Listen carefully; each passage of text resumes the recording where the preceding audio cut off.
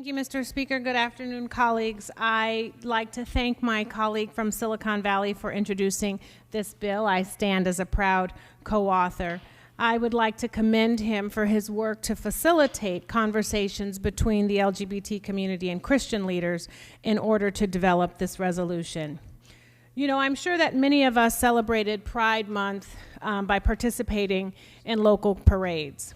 And the colors and the glitter and the dance music were all fun, but hopefully we saw a kaleidoscopic representation of the LGBT community in sizes, in ages, in races, in ethnicities.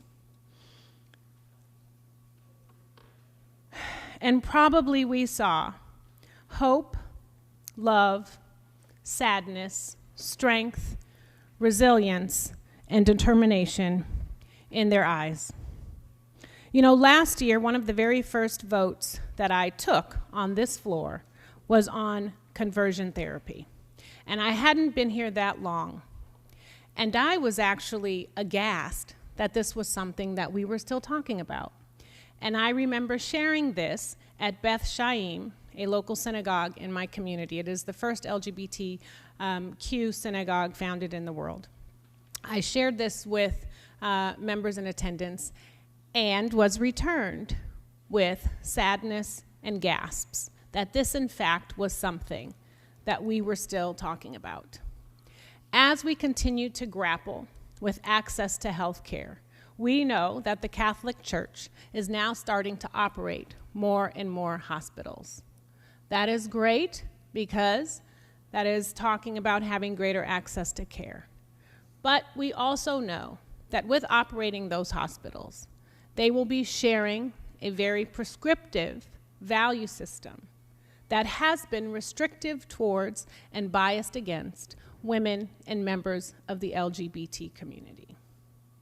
As we begin to talk about how we are going to find compassion and love and empathy with how we communicate with our family members and our friends, let's think about the words that are in this resolution and know that the lives of our LGBTQ family members and friends are important, that the equal and equitable and fair treatment of our LGBTQ family members and friends are important.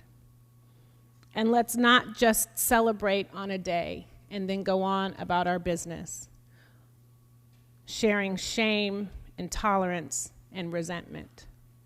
Because I'm sure many of us have had to face the same kind of discriminatory practices and feelings that we know our family members and our friends in the LGBT community have experienced.